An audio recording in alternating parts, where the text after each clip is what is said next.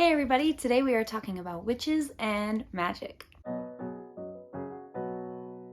So today I wanted to talk about 3 different books, all of which are about witches and their magic that they use. And so I ended up going onto the library and finding 3 different books that were all related to witches. And so I went ahead and got all 3, and we're going to talk about those 3 today, their similarities, their contrasts, and to see if you are interested in reading a book about magic, about witches specifically, then one of these 3, or maybe all of these 3, will be right up your alley. So let's go ahead and get started. The 3 books that I chose to read were The Nature of Witches by Rachel Griffin, The Very Secret Society of Irregular Witches by Sangu Mandana, and The Witch's Boy by Kelly Barnhill. And the first one that I read was The Nature of Witches. This book has specifically magic that is revolving around weather and nature and the ability to control and maintain weather formations. And so this was not your typical get your cauldron out, make potions kind of witch lore. It was specifically a school for witches that are born in certain seasons where their magic is the strongest. So a summer witch trying to do magic in winter is going to be very unsuccessful. They're going to be very weak because their magic revolves around the sun and it revolves around heat and things that are summer related. Vice versa with all the other seasons on how they would work. But there's something called an Everwitch, and the Everwitch is someone who is very rare, born very spread out through time. There's only really one alive at a time because of how rare they are, but they can do all 4 seasons. Like, they have the ability to control magic equally strong in all 4 seasons. And so the main character of this book is an Everwitch who hates being an Everwitch. So basically, she doesn't want this role because her magic got out of control when she was trying to use it very early on. Some people she cared about lost their lives because her magic wasn't able to be properly controlled, and it purposely sought out people that she cared about and loved. And she had obviously a really hard time accepting that, feeling like guilty all the time when she thought about those people that she lost because of her magic. And so her goal has always been, ever since these instances, to get rid of her magic. There is a way to do that. It's very painful and possibly potentially could kill you if you tried to get rid of your magic. But she was willing to take that risk because she didn't want to kill any more people, or she didn't want her magic to kill any more people. So that is the gist of the story, is how she is going through every season trying to control her magic and trying to do what her instructors want her to do in order to help control these weird things that have been happening. The earth has not been taken care of. There are several people who are humans, not witches, people without magic, that are not being good to the earth. And so it's causing all this weird stuff like global warming and for there to be like blizzards in the middle of summer, like things that shouldn't happen during certain seasons is happening. And it's up to these witches in particular that when it's their season, they're supposed to be maintaining these things and helping these to not turn into disasters and killing hundreds and thousands and millions of people. So their jobs are really important. And so and the Everwitch has extra pressure because she is nonstop go, go, go all seasons long. So if you want a book that is specifically about nature and controlling nature and following this Everwitch's story on how whether or not she decides to give up her magic, that's the gist of that book. The second book, The Very Secret Society of Irregular Witches by Sangu Mandana. This one, I actually listened to this one because there wasn't a physical copy option, which I was okay with, but I also appreciate being able to see how, you know, names of characters are written down and stuff, because it helps me keep them separated easier than when I'm just listening. But I still enjoyed listening to it. The audiobook speaker, whatever the proper term is for that, she was really good. I liked listening to her. She read it really well.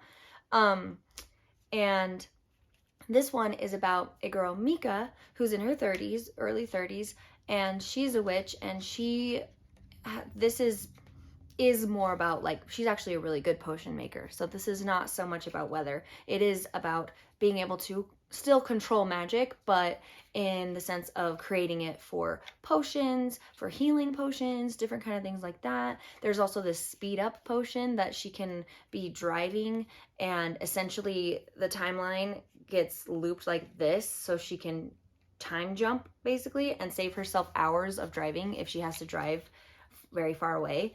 And so sometimes she will do that to cut back on hours of having to drive if it's far. So that's like that would be such a nice spell to know.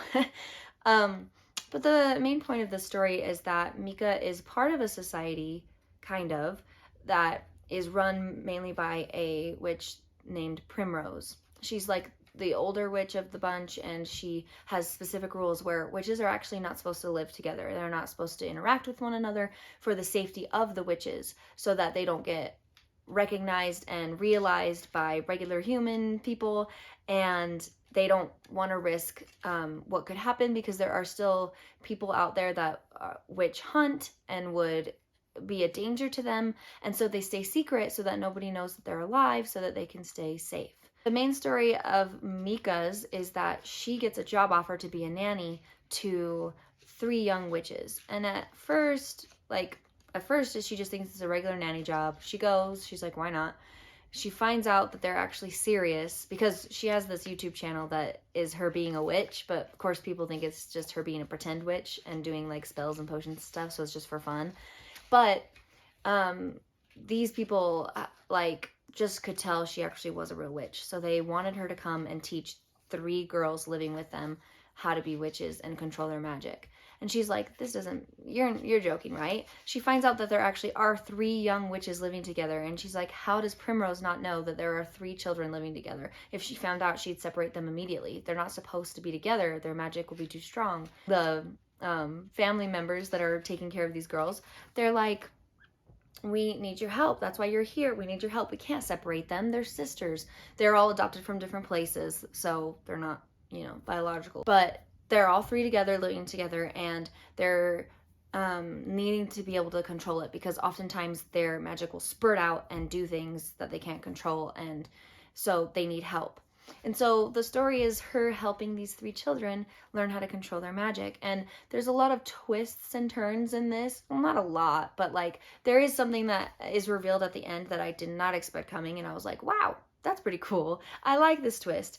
And there's also a lot of things that happen with the magic itself, how she makes the potions, and her teaching the children about the potions. There's also another character in this that becomes a love interest, and so it's all, this one I enjoyed more than the first one because of a couple of reasons. I liked it more because it was more of regular magic, not just specific to seasons, and not just specific to this Everwitch. This one was about Mika and these other 3 young girls that were witches, and also we have Primrose, who is the main witch that is supposed to oversee other witches and stuff. So we have a lot there, rather than just focusing on first person, this one Everwitch in the first one. So that's one of the reasons.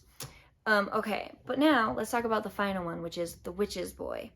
This one, very interesting, and kind of has similarities to the others, but the magic is regarded as evil and bad mostly. So in that sense, it's different. Sister Witch, which is the witch's boy.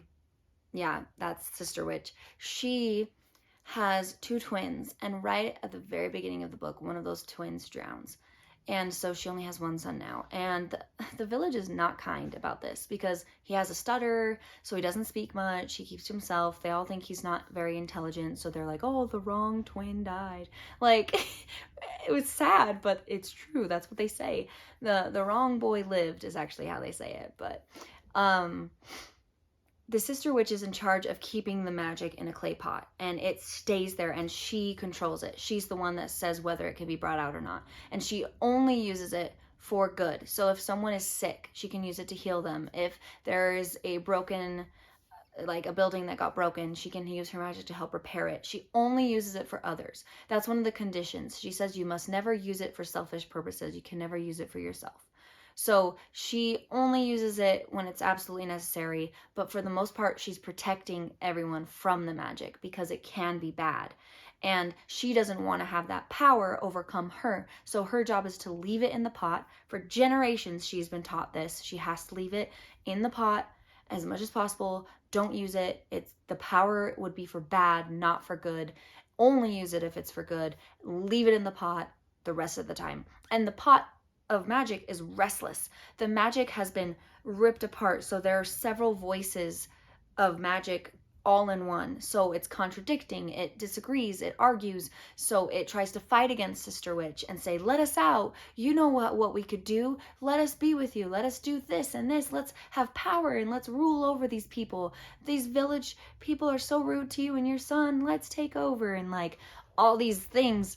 And she's like, she will be direct and firm and say, stop it. And the magic has to listen to her.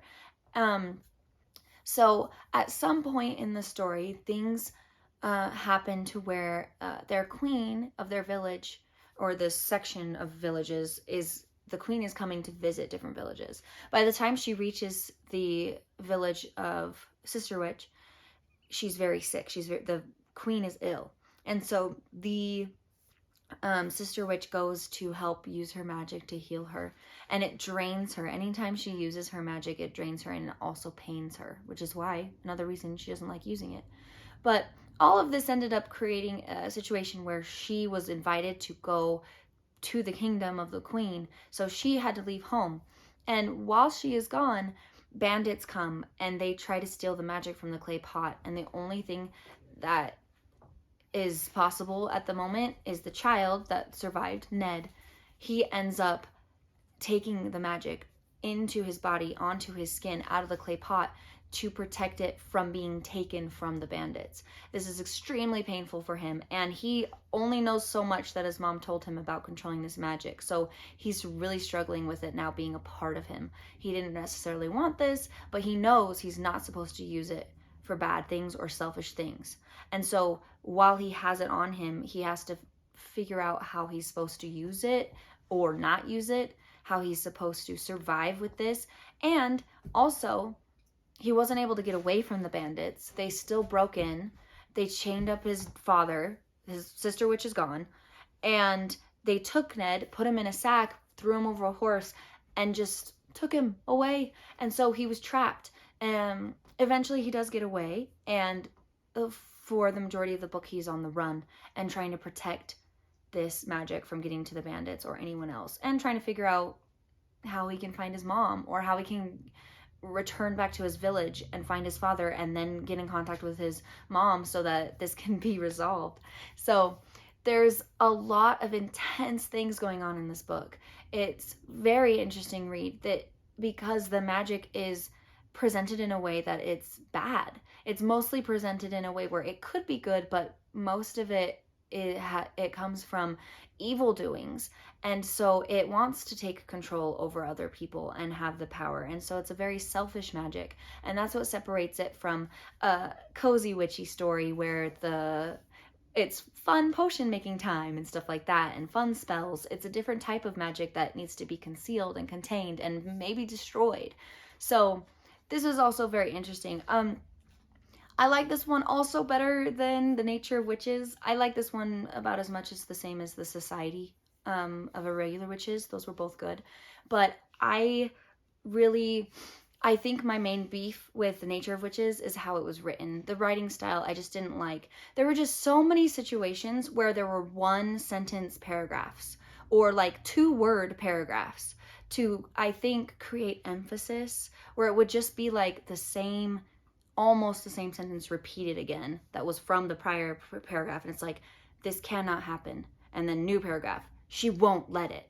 New paragraph. And it's just like, that kind of writing just kind of annoys me, because it's like, you don't think I understand the seriousness of your writing, that you have to continually emphasize it with 1-word paragraphs to make your point get more across, and you just have short sentences that are like, they can't do it, we can't do it, I can't do it. It's like, I just don't really care for that. And the other 2 books didn't do that. And so I think that's why I had such a harder time.